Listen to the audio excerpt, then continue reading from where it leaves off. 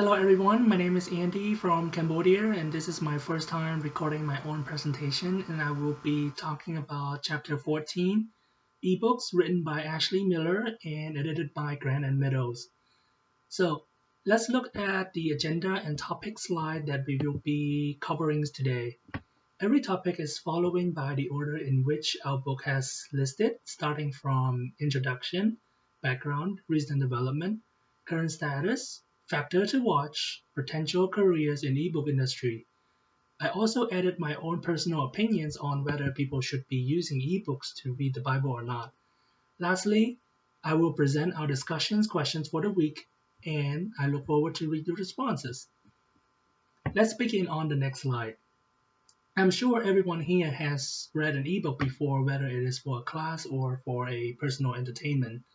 According to Miller, ebook is a digitized version of a book meant to be read on a computer, e-reader, tablets, or smartphone. Ebooks technology has given us a new way to distribute and consume the message. People can download and read at any time as long as they have proper equipment. Ebooks are popular because they do not offer only written text like traditional printed books. They also include animation, video, hypertext, and social networking at the same time. However, they are completely dependent upon proper software and hardware. Software allows devices to display book contents and proper hardware is needed to support the program. Next, let's talk a little bit about the eBooks background on the next slide. Michael Hart is considered as the founding father of ebooks. I have a picture of him on the left side of the slide if you want to know what he looked like. Unfortunately, he passed away in 2011. He founded Project Gutenberg in 1971. It is the first and the longest public digital library that contained free ebooks for many people to access. During his first 20 years, only a small number of people who had access to computers could read ebooks, and in the 1990s, the first portable e-reader was found by Sony. The device is called Data Discman. It is a compact disc or CDs that contain and display information on screens. However, it was never widely adopted until 17 years later. Sony Reader has adopted e-ink technology developed by MIT Media Lab, and people experience much more like reading a paper book on the device because of this technology. Sony was leading the ebook industry until Amazon launched the Amazon Kindle the following year. A major reason that Sony lost to Amazon was that Amazon had more experience in distributing both hardware and software. Plus, the company had already established online customers whereas Sony had to target the new market. Then you have the Barnes & Noble Nook, with a format that cannot be read on Amazon Kindle. Finally, Apple released its iPad, which completely changed the stage for both Kindle and Nook. iPad is lighter than a laptop and it has introduced more functionalities that brings more benefits to e-readers. To keep up with the competition, Amazon introduced Kindle Fires and Barnes & Noble introduced Nook tablets that have similar function as iPads. iPads, Kindle Fires, and Nook tablets success leads to a potential audience on smartphone ebooks. Smartphone has more storage, longer battery lives, and better screens according to Melanie. Moreover, there's a lot more people who own smartphone than any kind of tablets. Therefore, smartphones have created a larger potential audience for ebooks. And after taking ebooks background, let's see how ebooks have recently developed in the next slide. E-reader has struggled to stay relevant because of the tablet popularity. There is no reason to upgrade an older e-reader because it does not provide new functionalities. For example, Barnes & Noble Nook's tablet has been forced out of the UK market and is likely to stop production of the Nook entirely, according to Williams in 2016.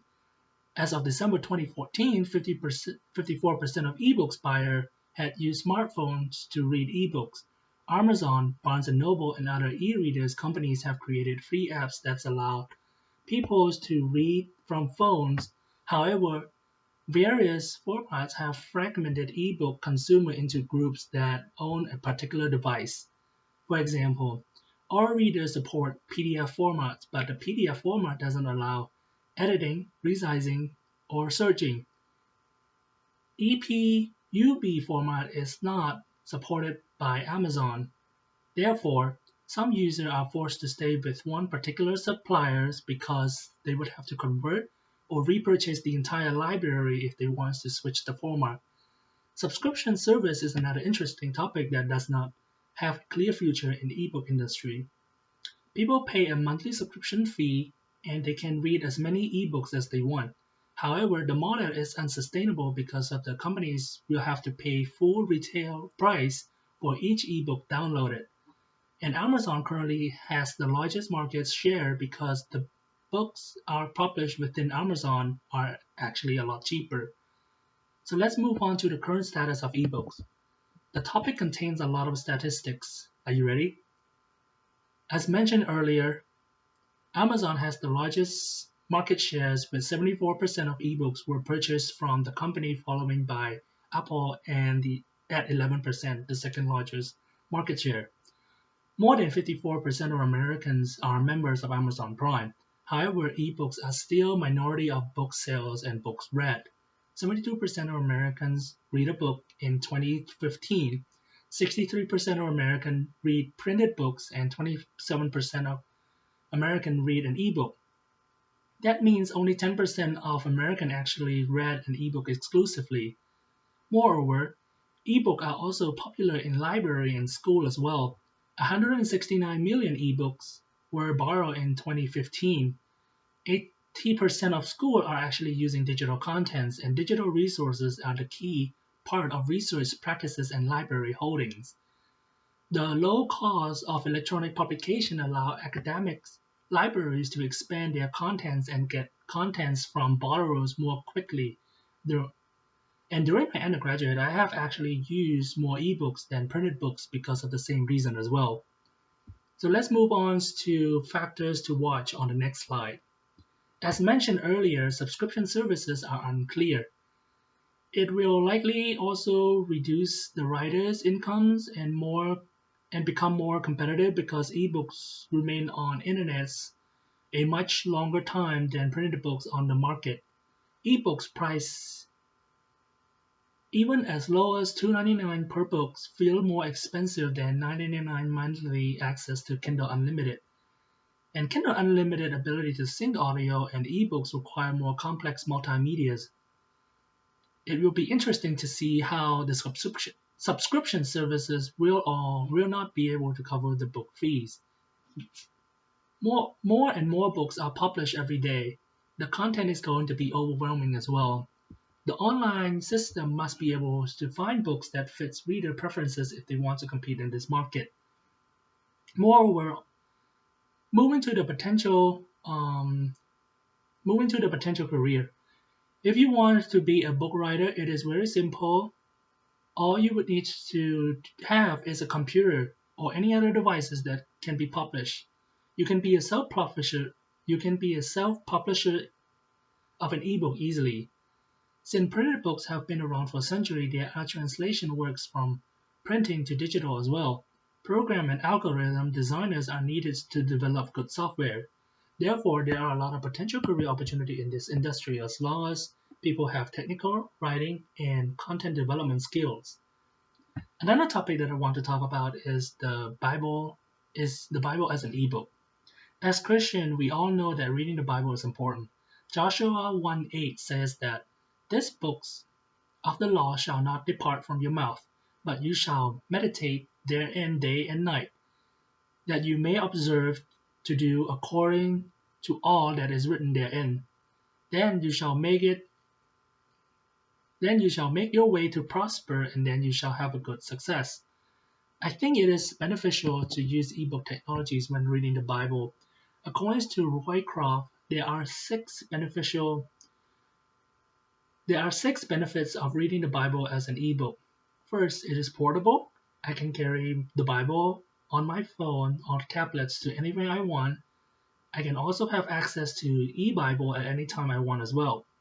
Also, since I already paid for the phone, the Bible app is actually free. I don't have to spend extra money to buy printed Bible. I can make notes on the apps and bring all the notes together to compare on one screen without turning pages.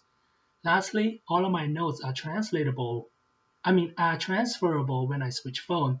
They are stored on cloud. Whenever I log in, the same information will be there when I need it. To conclude my presentation, I wanted to ask questions related to my personal experience of ebooks during my undergrads. I have used them along with other printed books. I find ebooks to be more efficient but not as effective when I try to read from the screen for too long. So my question is, should colleges and universities completely adapt ebooks in every course they offer? If yes, should they use the subscription services instead of purchasing ebooks individually for the course? If no, what should they be using instead? So that concludes my presentation. Thank you for your time.